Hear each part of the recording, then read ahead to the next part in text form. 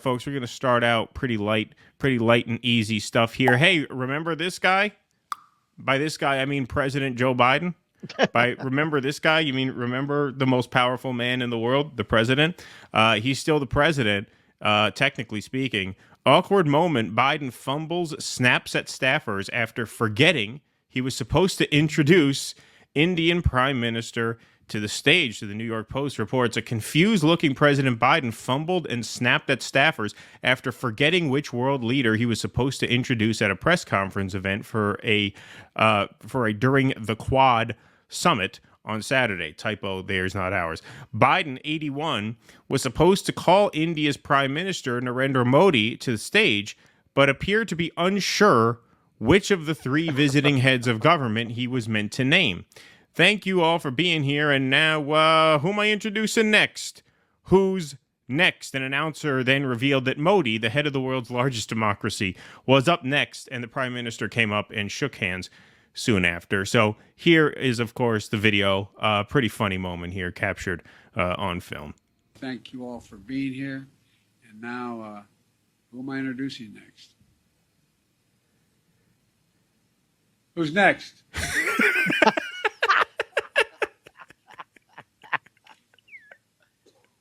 Distinguished guest, referencing the classic the Prime Who Minister album. of the Republic of India. Who's next? He gets so pissed off. I can see clearly just the last place in the world he wants to be. Here it is. Who's next? Really enjoying his last days in office there. Who's next? Which one of these guests, assholes next? Okay, the Prime you. Minister of the Republic of India. Modi played it well, pro that he is. Hey, look, in a related story, Corn Pop was a bad dude. Joe Biden is apparently ahead of the table at the cabinet meetings now. First cabinet meeting in 11 months, and not in the king's chair. Joe Biden, no, he's at the middle of the table. Head of the table is Lady Macbeth here. Talked about the fact that sometimes the White House, in her words, surprises you. And for somebody who has worked on women's health issues for her whole career, frankly, as a teacher, but also as the second lady and now as the first lady, she said one of the things that struck her the most was the inequities. That's him. Now, as it cuts back, there he is on the left-hand side. That's about it. That's 5 him? or 6 people down. That looks like Oh, that's wow. him. Oh, I see him. Yeah. Right in the middle there. Right Right, but yeah, first cabinet meeting in 11 months. There she is. Yeah. So, I mean, look, once again, one of the things that the Biden administration has proven to us, and they proved this to us long before now, since day one, they've proved to us that it's really President Jake Sullivan, it's really President Anthony Blinken, it's really President Lloyd Austin. Part of why he's been so ineffective as president, and part of why his president has been such a disaster, is because he laid bare who really runs the country.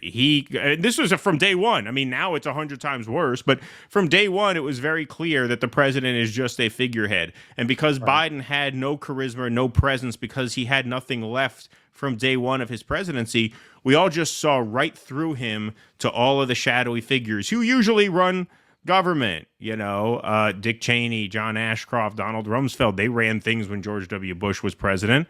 But George W. Bush, and he was hardly a sort of paragon of charisma. He could at least command your attention. Biden can't even do that. So we always saw right through him. Now that on top of being just well past his prime, he's basically an invalid.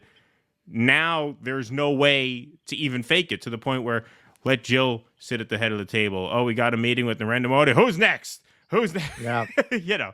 I mean, now there's just no illusion left.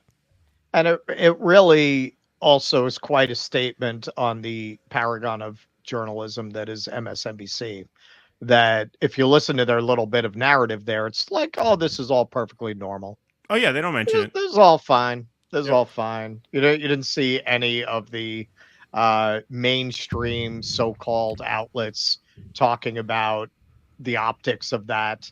Even from that perspective, they just didn't talk. No, nothing to see here. Nothing to see here. This is fine. The president is in charge. He's okay.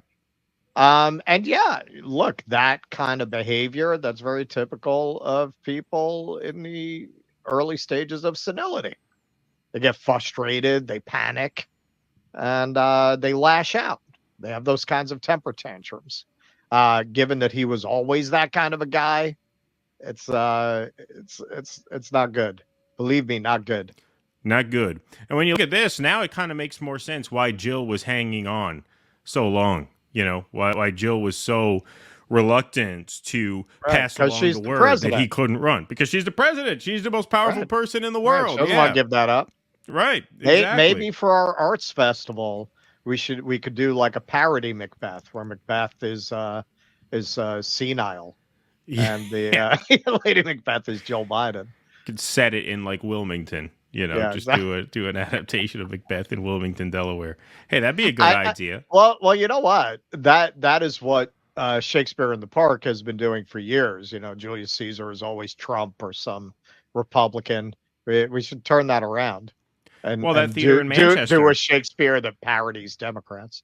We're doing a story later. There's a theater in Manchester in the UK who just had a Shakespeare production pulled because they thought it was too pro-Palestine. So if they need a production to do a sort of subversive, dissident production, maybe they could do Macbeth set in Wilmington.